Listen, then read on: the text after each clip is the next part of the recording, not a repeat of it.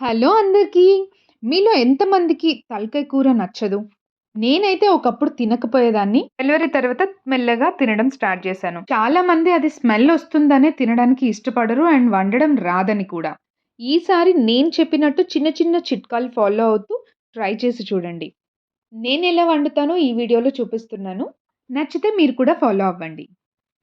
కూరంతా మంచిగా వాష్ చేసుకొని, వెంట్రుకలు ఇట్లా జిగురొచ్చినట్టు అలా ఉంటాయి. అవన్నీ శుభ్రంగా కడిగేసుకొని, ఇందులో 3 టేబుల్ స్పూన్స్ సాల్ట్, ఒక స్పూన్ పసుపు, అలానే 2 స్పూన్స్ కారము. కారం 2 స్పూన్స్ సరిపోతుంది. ఎందుకంటే మళ్ళీ తర్వాత మనం మిరియాల పొడి వేసుకుంటాము. ఇక్కడ నేను తీసుకున్న కూర కేజీకి కొంచెం అటు ఇటుగా ఉంది. సో, దాన్ని బట్టి నేను ఈ మెజర్‌మెంట్స్ వేసుకుంటున్నా.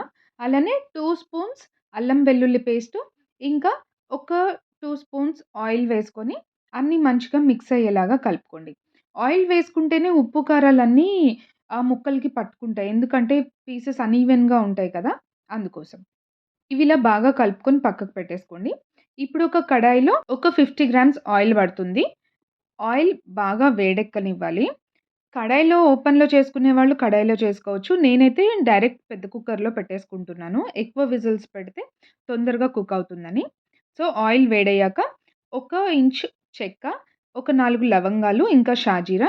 ఇదైతే నేను కర్రీ కలర్ మంచిగొస్తదని వేస్తున్నానంతే. ఇష్టమైన వాళ్ళు వేసుకోవచ్చు, లేదంటే లేదు. ఇంకా కొంతమంది ఇక్కడ ఆనియన్ గూడా ఫ్రై చేసుకుంటారు. నేనైతే ఆనియన్ వేయట్లేదు. సో, ఆయిల్ బాగా వేడిగా ఉన్నప్పుడే ఈ కలుపుకున్న కూర అంతా వేసేసేయండి.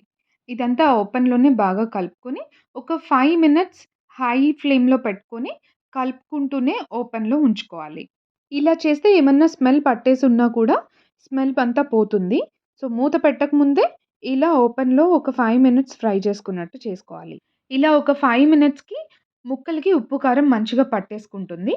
బాగా జలుబు చేసినప్పుడు పిల్లలకైనా, పెద్దలకైనా తలకాయ కూర లేకపోతే కాళ్ళు సూపు పెట్టిస్తే చాలా తొందరగా జలుబు లాగేస్తుంది. ఇప్పుడు ఇందులో 2 స్పూన్స్ ధనియా పౌడర్, ఇంకా ఒక స్పూన్ గరం మసాలా, అలానే 2 స్పూన్స్ పెప్పర్ పౌడర్, మిరియాల పొడి దంచుకున్నది. కారం ఇందాక తక్కువేసుకున్నాం కదా! సో, ఇప్పుడు మిరియాల పొడి వేసుకుంటాం. దీనికి కారం కన్నా కూడా మిరియాల ఘాటు తాకుతుంటేనే చాలా బావుంటుంది. ఇప్పుడు ఇవన్నీ బాగా కలిపేసుకొని, ముక్కలు డ్రైగా ఉన్నాయి కాబట్టి అన్నిటికి పట్టకపోవచ్చు. సో, కొంచెం వాటర్ పోసుకొని ఒకసారి మొత్తం మంచిగా కలుపుకోండి. అంతా కలిసిన తర్వాత ముక్కలు మునిగేంత వరకు వాటర్ పోయాలి. కూర కొంచెం ముదురుంది అనిపిస్తే 2 బిర్యానీ ఆకులు వేసుకోండి. కొంతమంది మామిడాకులు కూడా వేస్తారు ఒక 2. ఇంకా కొంతమంది పచ్చి పపాయ ముక్కలు కూడా వేస్తారు. నేనైతే బిర్యానీ ఆకులు వేస్తున్నాను. కూర ముదురుందన్నప్పుడు ఇలా 2 బిర్యానీ ఆకులు కూడా వేసుకొని కొంచెం ఎక్కువ విజిల్స్ పెట్టుకుంటే చాలా ఫాస్ట్‌గా ఉడుకుతుంది.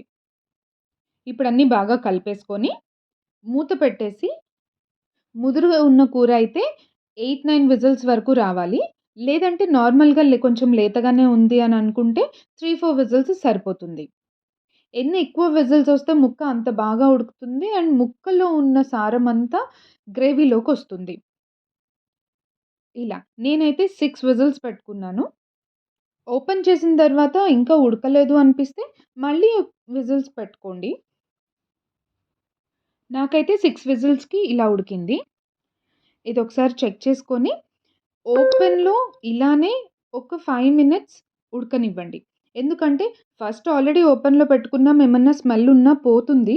ఇఫ్ ఇన్ కేస్ ఇంకా కొంచెం ఏమన్నా స్మెల్ అనిపించినా, ఏదైనా ఉప్పు, కారాలు తగ్గినా లాస్ట్‌లో ఒకసారి చెక్ చేసుకొని ఓపెన్‌లో ఒక 5 మినిట్స్ పెట్టుకోండి. సో, ఇంకేమన్నా స్మెల్ ఉన్నా గూడా వెళ్ళిపోతుంది. ఇప్పుడు ఇందులో లాస్ట్‌గా కొత్తిమీర వేసుకునే వాళ్ళు వేసుకోవచ్చు. లేదంటే స్కిప్ చేసేయొచ్చు. ఇలా లూజ్‌గా ఉండగానే ఆఫ్ చేసేసుకోవాలి. ఎందుకంటే చల్లగా అయ్యేసరికి గట్టిగా అయిపోతుంది. ఇంకిప్పుడు మటన్ తలకాయ కూర రెడీ అయిపోయినట్టే.